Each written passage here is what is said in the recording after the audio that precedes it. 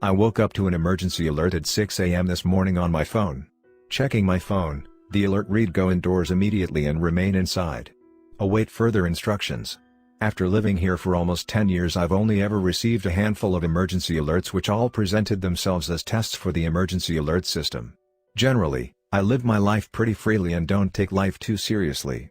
Unfortunately for me, this means I'm not the type of person who prepares for the worst to happen, which I now realize is what I should have been doing. I thought to myself, better safe than sorry, so after getting out of bed, I immediately headed downstairs and checked that both the front and back doors were locked and deadbolted. I live alone and always lock my doors at night, but I needed to verify this simply for sanity's sake, even if I didn't know exactly what was going on. I live in a decently sized 2-story house that I've worked my ass off to make a reality. The windows downstairs all have solid security screens on them, meaning there was no need for me to check the locks on those. After securing the house, I went back upstairs to my bedroom and tried to make a couple of calls. Initially I called my boss. I couldn't just expect to get the day off work without explaining the situation, if there even was a situation. The phone rang for some time before directing me to her voicemail system. I left a message explaining the emergency alert I received and told her to call me back when she gets the chance so we can discuss what's happened. I tried calling my parents but was again sent straight to their voicemail system. I think at this point was when I was starting to get worried. My parents live almost 2 hours away from me and were always awake at the ass crack of dawn. They never left the house before 8 a.m. but I still tried to convince myself they were busy with something else. So again I left a message for them to get back to me when they could. My phone dinged. A message from one of my work colleagues, John. He was asking whether I had received the emergency alert too and if I knew anything about why it was sent out. I replied immediately and told him I didn't know any more than he did, but I'd let him know if I found anything out. I needed to calm down now. There was no use worrying over something yet that I didn't even know about. I decided to shower first before having a quick breakfast and turning on the television to get my mind off of whatever could be going on. At this point it was about 7:30 a.m., the time I would usually be leaving for work.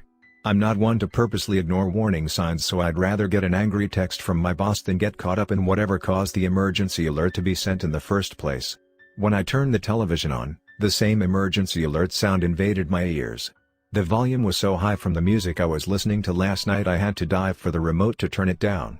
The same words that my phone woke me up to were the only words on the screen: "Go indoors immediately and remain inside. Await further instructions." Now I was extremely worried. I was realizing this couldn't just be an accident or a test. I'd never seen an emergency warning like this, let alone it being presented on every channel I flicked through. Without any additional information, there was no way for me to know what was going on or how to prepare for it. After turning the volume from the television all the way down, to get a break from that blaring alert sound, I realized how quiet it was outside. No cars commuting, birds chirping, neighbors chatting, or airplanes flying overhead, nothing. I never realized how accustomed I had become to these background sounds. This lack of background sound made me feel incredibly uneasy, like I could sense something was wrong regardless of the emergency alerts. All of my blinds were still shut, so I hadn't had a chance or even thought about looking outside until this point. There wasn't any specific instructions regarding looking outside anyways, so I didn't really think anything of it, but I thought it would be safest to look outside my bedroom window, which leads out to a small balcony through a sliding glass door. I went into my room and pulled on the string that rotates the vertical blinds. Immediately my room flooded with natural light and the warmth of the sun hit me. I've always loved the warmth of direct sunlight, so I made sure my window was faced towards the sunrise and subsequently towards the street when I had the house built. However, after opening the blinds, what I saw made me immediately drop to the floor, out of sight from the street. I barely got a glimpse of them, but they looked extremely hostile. These creatures were nothing like any animal I've ever seen and were gathered in a circle in front of the house across from mine. It looked like there were about 8 of them. They were gaunt and tall, and appeared as though they were wearing a suit of skin that was far too tight for their body. Their bones seemed to be almost protruding from their skin. They had no facial features besides a pair of dark sunken eyes that appeared completely white in contrast with their extremely dark skin.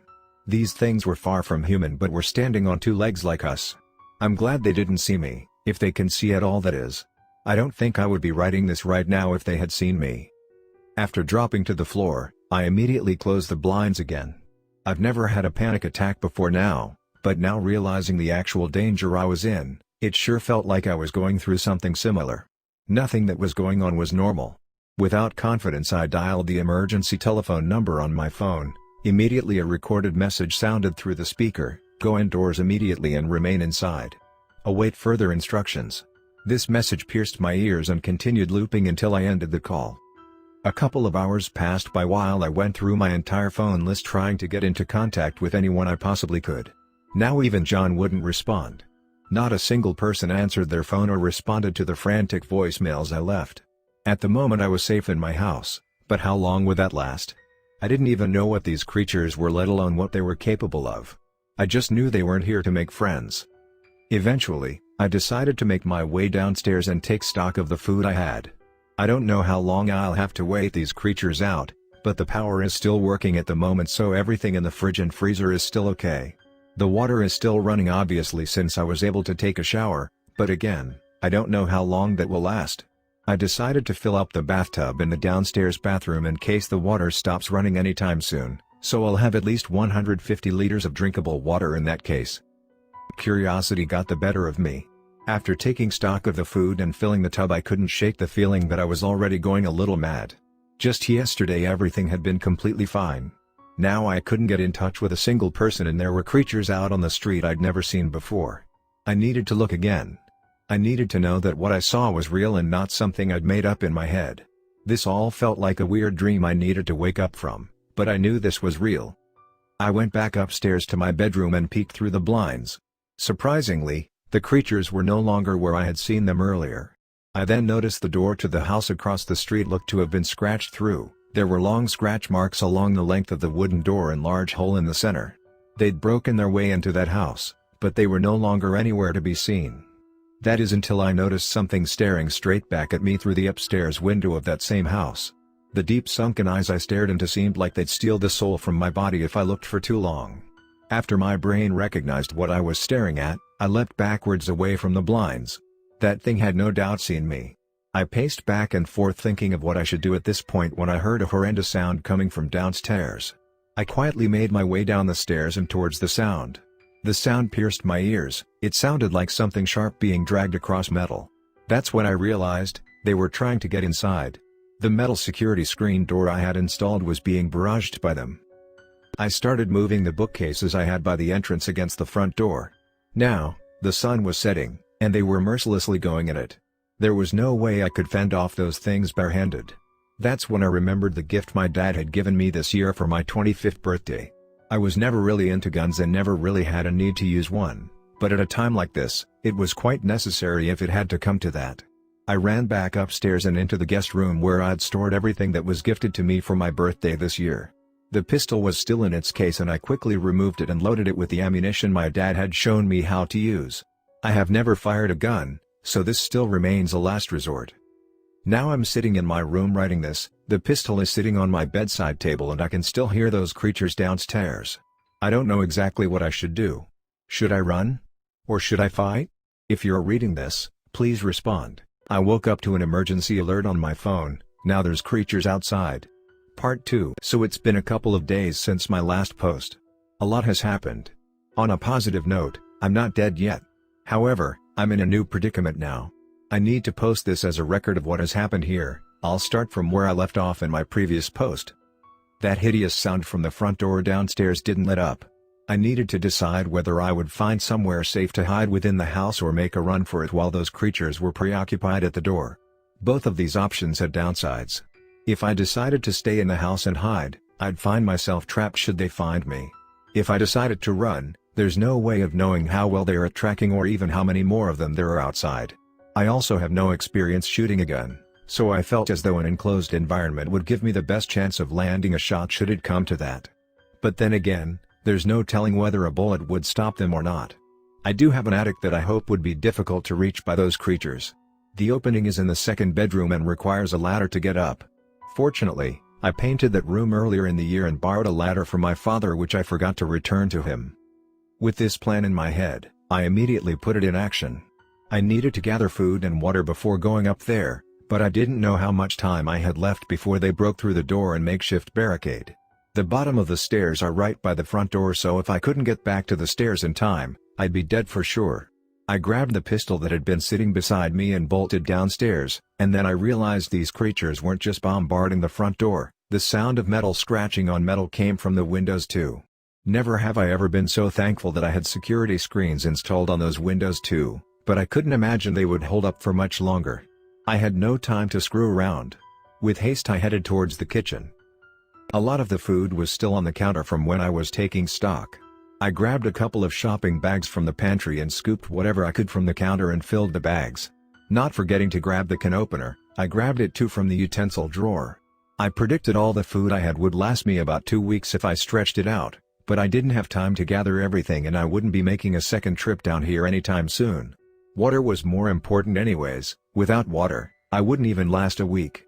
The only thing I could think of was to fill all the water bottles I had and hope they would last me until these creatures moved on.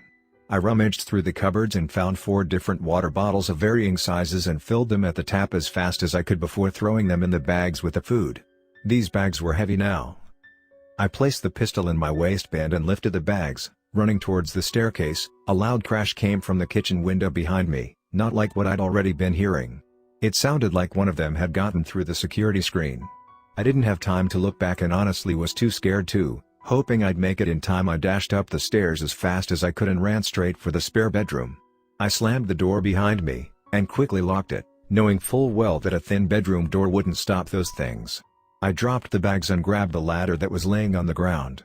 Lining it up with the attic opening, I climbed up and moved the panel covering the opening. More loud crashes and heavy footsteps on the wooden floors could be heard from downstairs. There wasn't much time left. I grabbed the bags and lifted them into the attic with all the strength I could muster. This is when I realized, I'd left my phone in my bedroom. I felt like I needed it in case anybody tried to contact me, but I clearly wasn't in the right state of mind at the time. Without even thinking I climbed down the ladder, away from the safest place I could hope to be right now and swung the door open about to bolt for my bedroom, stupidly thinking I still had time to spare. The figure I saw at the bottom of the staircase stunned me and I froze for a second. My mind told me to scream, but it was like I was paralyzed, and nothing came out of my mouth. Its eyes stared wide, the same eyes I had stared into from the window across the street. Suddenly, the figure lunged towards me up the stairs, and I snapped out of it. I ran backwards into the spare room and slammed the door closed again. The creature made contact with the door and a loud thump sound resonated in my ears from the impact. I pounced at the ladder and scurried up through the opening. I don't know how smart they are, but my mind told me I needed to pull the ladder up, or they definitely know I'm up here. I leaned over the opening and reached for the ladder. Grabbing it firmly, I heaved upwards and backwards. This ladder wasn't light, but the adrenaline coursing through my veins must have helped as I pulled it up into the attic. Vicious scratching sounds came from the bedroom door, and just as I placed the panel over the opening, the sound of the door being caved in boomed. I held my breath and closed my eyes in the dark. I could hear the creature below me, scurrying around and destroying everything in the room. It would have torn me apart if it had caught me, I'm sure of that. Soon I could hear the other creatures making their way up the staircase and into the room too. The fact that they made no vocal sound unsettled me, like a silent serial killer with a mask, but I'm not sure I'd rather be listening to whatever visceral sound they would make if they had mouths. The only thing I could do from here on out was wait. Wait until they settled down or lost interest and keep as quiet as possible.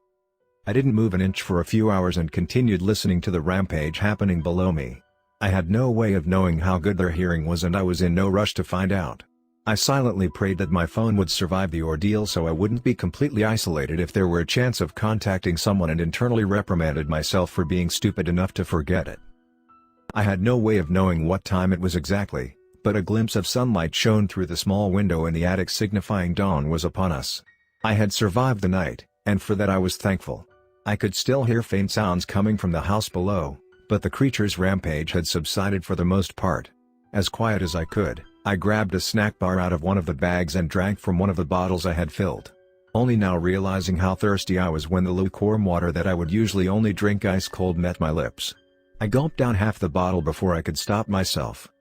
I didn't want to risk going down anytime soon, so I stayed up in the attic for the entire day. I actually felt relatively safe. I assumed they didn't know I was up here since I'm sure they would have joined me by now if they did, but I couldn't stay up here forever. I still needed to get my phone for obvious reasons, if it hadn't been destroyed yet, that is. I eventually passed out from exhaustion, I think, since I don't remember purposefully laying my head down to rest, despite waking up knowing the time had definitely passed and having my bladder screaming at me to release its contents. Though, there obviously isn't a toilet in the attic, so I'll spare you those details. Needless to say, I remained as quiet as possible. Eventually I realized I could no longer hear any sound coming from the house below. But getting down and back up again wouldn't be a walk in the park, since I'd need to use the ladder again, and staying anywhere else in the house clearly wasn't safe, with what I can only guess the state of the windows and doors being in shambles. Luckily though, if the phone had survived, it would only be in the next room over where I'd left it. I decided to wait a few more hours before executing the retrieve and retreat again plan. Slowly I removed the panel from the attic opening and quietly surveyed the spare room below. Everything looked to have been torn to shreds, and I could only imagine what would have happened had I taken just a few moments too long to get up into the attic. Whilst the room was a mess, there was no sign of the creatures in the direct vicinity. I poked my head out further and peeked towards the bedroom door, well, what was left of it at least. Again, no sign of them. Still, I couldn't hear a thing from downstairs, so I quietly moved the ladder and lowered it down slowly. I made sure to hold the pistol tight while climbing down the ladder as light-footed as I could, and made my way to the doorway. The bottom of the stairs looked clear too, but I wasn't going to risk going down there right now. I crept towards the open doorway that was once my bedroom door and surveyed the room silently, trying to locate my phone. My bed had been turned upwards, and clothes from my closet that had been hanging neatly were now strewn across the floor with plenty of ferocious slashes through them. Finally I located my phone. It seemed odd that it was sitting so perfectly on top of my favorite jacket, but I grabbed it and turned towards the doorway. That's when I saw the creature rise onto two legs through my balcony window, like it had been waiting for me in a crouched position. Once again, the creature stared at me for a moment with its deep sunken white eyes, but without thinking, I aimed the pistol at the creature and pulled the trigger. The sound of the glass shattering made a deafening sound and I fell backwards. I didn't know if I had hit the creature or not, but I needed to get back into the attic now if I had any chance of getting out of this unscathed. The sound of the gun would surely alert the others, I knew this, so I immediately got to my feet and started back towards the attic opening. I glanced at where the creature had been a second ago, but it wasn't there anymore. Assuming I had hit it, I made my way back to the spare room and hurried up the ladder with my phone in my back pocket. The sound of the creatures galloping up the stairs surprised me, and I glanced towards the staircase from the open doorway. They saw me this time. I hurtled up into the attic and kicked the ladder out from under myself. I quickly moved the panel back over the opening and threw the heavy bags on top of it, hoping to weigh it down. Immediately the pounding began. Pulling my phone out of my back pocket, I unlocked the screen.